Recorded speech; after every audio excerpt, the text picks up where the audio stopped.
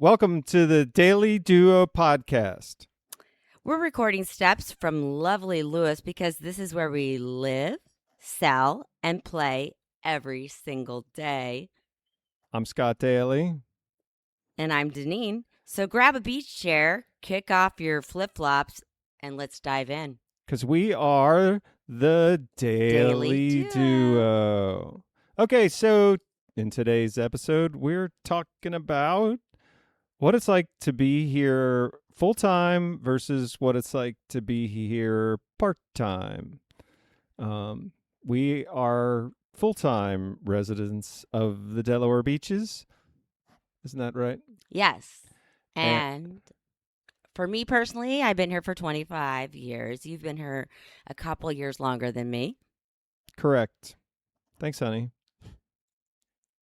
So what's it like, you moved here from a large metropolitan area? I did. I moved all the way here from California, and most of my friends didn't know that Delaware was a real state. Whoa. Really? Oh, yeah. They're like, Delaware, is that like a real state? Were you a Valley girl? Gotta pull that off every once in a while. Sorry. She's literally from the Valley. I am. I'm a Valley girl. Right. And so if you're old enough, you might have saw the movie Valley Girl. Yeah, that one. But what I was thinking was Bill and Ted's Excellent Adventure. Right. And what is the next town over from the town that you grew up in? San Dimas High School football rules. Right. We're dating ourselves. That's a great movie from the 80s starring Keanu Reeves. Yes. Next town over. And they made a couple of sequels that I think are forgettable. Yes. But Bill and Ted's Excellent Adventure, I was either in middle school or high school when that came out. And it was excellent. Get it? Oh, also a claim to fame is, when he goes down the slide. When who goes down the slide? Oh, I can't even think of it. Anyway, it's a great water park in San Dimas as well. Is that in the movie? It's in a movie with, I can't think of his name right now. It's great to bring up a movie you can't remember. The black guy on the pod. that's super funny. Chris Rock? No, keep going back. Eddie Murphy? Yes. There's a water slide movie with remember Eddie when he Murphy? dresses up? Do you like when he played the overweight people, the Nutty Professor? Hercules. Oh, and that was in San Dimas. That's in San Dimas, and he goes down that giant water slide. That's where I hung out most of my childhood. Wow, who knew? San Dimas. Okay, so anyway, how has life changed here for you in the last 25 years? So when I first moved here, I looked at my husband and I said, well, we were just dating at the time. Right. And I said, where is the Starbucks? And my answer was, there isn't one. Right. No Starbucks. So I actually had to drive down to Dewey, and they actually serve Starbucks coffee at this place called the Lighthouse. Right. That burned down, unfortunately. But now we have 3 Starbucks. How about it? If that doesn't tell you we've arrived, then I don't know what does. I know. That's Still waiting for a Costco. So what else has changed? Let's go a little deeper. Versus like in season versus out of season, because that's kind of what we're covering today. Yes. So in season, obviously, there's so much going on. We've got things on the beach. We've got, all kinds of plans, all places to go, from Funland to adult watching music. You got the Rudder. There's so a lot many to great do. places. So there's just an incredible amount of stuff to do here in the summertime. And a lot of it's outside. Yes. and it's great. You can be on the water by being on the beach. You can be on the water by going on a boat. You can be near the water, and places like Dewey Beach are all open. There's a lot of bars, a lot of live music. This is what you're saying, right? Yes. And you can kite surf. You can do all kinds of activities. It's amazing in the summertime. It's very active. And then all of a sudden, it starts to get a little colder. And how has this place change a little bit? So I know you all complain as you move down here about traffic. Now, I would love to say that I do go back and visit my family in California, and I sit in traffic. Or I go and visit my brother who lives in the DC area, and I sit in traffic. Now, when I need to go anywhere in the summer here, I slowly go through traffic on for Thursdays and Fridays. And why don't you unpack that distinction a little bit? You're still moving. It's just slower, but it's not dead stop traffic.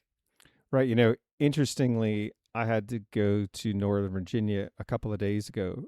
And it's about a 2.5 hour drive from the Lewes area to the Fairfax area. And it was an afternoon appointment that I had to go to. And after my appointment, I got right back on the good old Capitol Beltway, 495. And as I did, it took me 4 hours to get home. Now, all the traffic I sat in was inside the Beltway. Once I got outside of the Beltway, I didn't have any problems at all. But it was absolutely staggering, the kind of traffic. So I concur, because I grew up in the DC area, that it's just a lot. And it's nothing like that here, unless there's some bad accident and they've closed some lanes or something like that. Yes. There's some people that try to do some crazy stuff, and I've seen it left and right, driving on the wrong lane. Hey. Yeah. And so one of the things that I know has changed is also the seasonality. When I first came down here, I was single and I had a roommate, and it was his birthday in late October. And I was like, hey, I'm going to take you out dinner for your birthday. And we literally almost had to go to a fast food restaurant because it was like a Tuesday. It was the middle of the week, and there was nothing open. And nowadays, that's really not the case. In fact, the traffic counts that you find on Route 1 in the beach areas in the wintertime are higher than they were in the summertime 30 years ago. And so that is something that you would not have a problem going out to eat on a Wednesday night. I think it's also funny that one of the big bars down in Dewey, it's the Starboard, it has its grand opening party, and it was usually right around St. Patty's Day, either the weekend before or the weekend after St. Patty's. And it used to be that the Starboard was closed. And so this was their grand opening party. And ironically, they still have a grand opening party right around the St. Patty's Day weekend, but they never closed. They were always open. Maybe they're closed a couple of days during the week, but they're open every weekend of the year. And so they have their grand opening, and you're like, oh, the Starboard's finally open. And you're like, yeah, but it never closes now. And it used to. And so the grand opening party is still a thing, but the closing party, which would have been around New Year's, that's not a thing. They're still, well, maybe it is, but Yeah. they're open. Just fun bands for all ages. I mean, obviously, you need to be over 21 to most places, but it's just a fun atmosphere. So let's break down some of the things that you're going to want to understand if you're a full-time resident. How has been your experience with healthcare? I know that's one big factor for people as they're looking to move down here. And if you're going to make the full-time move, you're going to want to know about healthcare. So what advice can you give to a full-time resident? I literally just got this question sent to me in an email today asking me about healthcare. And so we have been, well, we, not me personally. Sorry for the motorcycle driving by. But what has happened is between BB and Bay Health, they are continuously opening more and more healthcare facilities down here because they understand the amount of retirees that are moving down here and the need for what healthcare needs that they need. Did I say Right. that right? I think you did. Okay. Yeah, I think you kind of nailed it. That the healthcare is available. If you're coming down with health insurance that's from a job, part of your retirement package, you're going to want to confirm that you're in network or whatever you need to confirm that you're going to be able to access that healthcare and with your insurance. But there are an increasing number of providers that are coming down here because this area is no longer a secret when it comes to retirement. And if you're go ahead. Sorry. Oh, sorry. And I was also going to say there are a bunch of concierge doctors as well, if that's what the avenue you want to go with. Yeah. And so if you're a part-time resident, maybe that's not a big issue. And you can get health care in the other location that you are spending the other part of the year, or maybe you want to confirm that you can continue to do both. Yes. But a lot of people that are part-time residents, and so let's focus on that a little bit. We get folks that really want to be here probably 9 or 10 months out of the year and just want to be somewhere else, I don't know, for January, February, March, maybe. They call it a snowbird.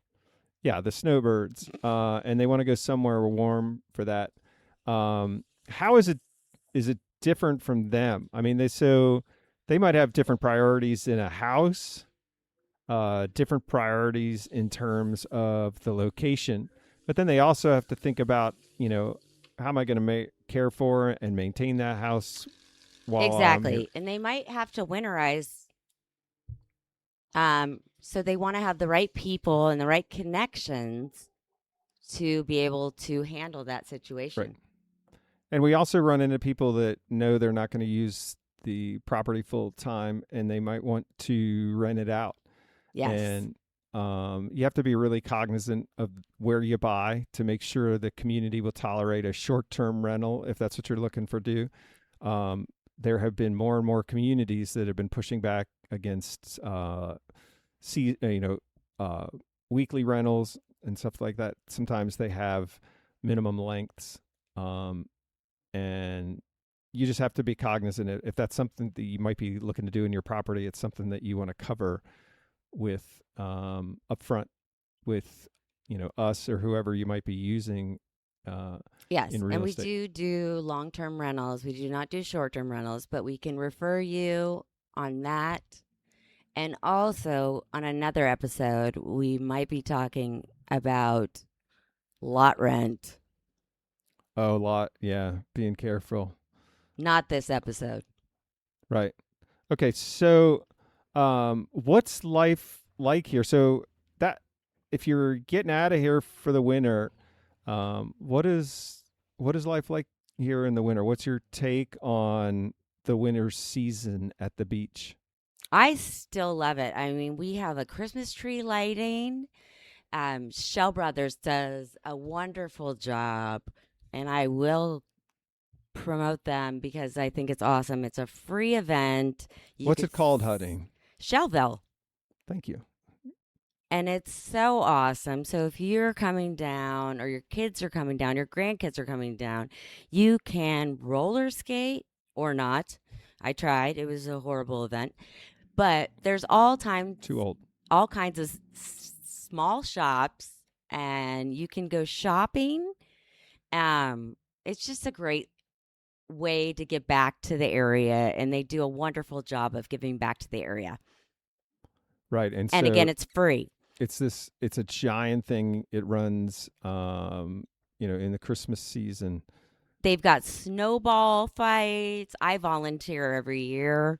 And again, if you're down here and you want to get involved in the community, it's a great place to get involved, and you can volunteer. 100%. 100%. So also you want to know about the weather. And, if you're here in the summer, it's hot and humid a lot of the times. We have a nice microclimate in this area based upon the ocean. And so if you're close enough, and I mean 10 miles or less from the ocean is going to really change the weather here a little bit, especially in the fall and in the spring. In the fall, the ocean is still warm. Like the ocean hits its max temperature in, I don't know, early mid-August, versus, summer is at its height in June, late June. So what ends up happening is the fall here stays a little bit warmer because the water keeps it warmer, and that's great. You don't see a lot of fall snowstorms here. No. We don't, and that works against you in the spring because the ocean is cold and the air warms up much more quickly, and it takes a while. It really takes into June for it to feel like summer here. Whereas if you go, say, to DC, which is about 100 miles west of us, you're just going to have a real issue when it comes sorry, I don't mean an issue. I mean, you're going to see a big difference in what the weather is like when you are out there in the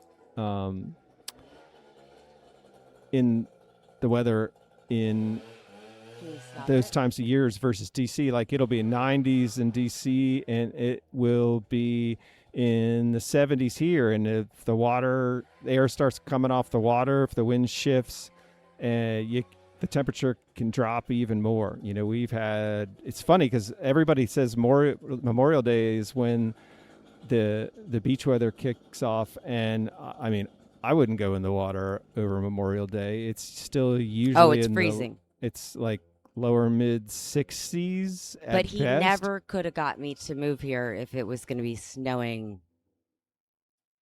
Because it doesn't snow much. We don't get a lot of snow. The ocean, even though the temperature goes down to like upper 30s is what the water temperature will be, you just can't really, that's still enough to make a rainstorm. Whereas, again, 10, 15, 20 miles inland, it is all snow. And that just kind of is what it is. And so it gives you a great fall. And there's all kinds of things to do here through the fall. Pretty. And then, January and February are a little cold, and March and even a good chunk of April can be a little dreary. But we have the most beautiful flowers that grow here. I mean, they don't have them in California. My mom used to have to put ice cubes in the ground in order to get tulips to grow, because they don't grow in California. But they grow here freely, which is awesome. Not a thing. And it's very green, and it's absolutely wonderful. And the cherry blossom trees are so cool. Ugh. Right. So if you're thinking about coming here full time and you're worried, like, oh, it's a beach town and the whole world just sort of goes away, I don't think that's a huge concern. And if you're thinking about being here part-time, believe it or not, just about everything once you get off the boardwalk is open full-time, almost year-round, at least on the weekends. You'll have restaurants in town, Rehoboth, and places like that will close, Monday, Tuesday, Wednesday, or Tuesday, Wednesday, They're Thursday. They're usually open, and they just close at 9 o'clock. Yeah. Now, it's not necessarily a late night, but none of this area is really a late night. Even the bars, if you're going out partying, are going to close at 1 a.m. But what about the Cape Gazette? Oh, and that's another local thing is the New York Times of the beach area, the paper of the old gray lady, whatever you want to call them. All the news that's fit to print. There's a lot of vestiges of small town life here, even though you're not really. This isn't really small town life anymore, but it was 25 years ago. Yes. And the Cape Gazette is the local paper, and everybody kind of reads it and pays attention to it so that you can see what's going on. And you can still get stuff published. You know, when your kid makes the honor roll at the middle school, they're going to have a news article about it. Oh, and the recent article is about a 42-year-old lifeguard. Yeah, and that's front page news. Front page, top of fold. That's the stuff. And yes. So that's what people still love maybe about local they do. papers. And when I first moved here, my son Hunter won an apple bobbing contest. Front page. It was the coolest thing ever. Right. So what we're saying really is that if you want to go and escape the weather, there's probably 3 months that you want to skip. But there is a great opportunity to really enjoy this area year round. And yeah, it gets cold. But people are wondering about, is it just snowing all the time? And it really isn't. So no, you're not moving to Montana. You are not shoveling snow. Is that it? I think we've broken down some of the ideas about how to live here year round. So this is the Dailey Podcast. We're sponsored by Dailey Real Estate. Leave us a comment and let us know if you are team snowbird or team year-round resident. But hopefully this gives you a little insight into what stuff's like. And we would love to have you put something in the comments. If you're interested about making the move here, we hope that you'd reach out to Dailey Real Estate so we can assist you in that process. Yes. We'd love to be a part of it. Until the next episode, I'm Scott Dailey. And I'm Deniene Dailey. Have a great day. We're the Dailey Duo.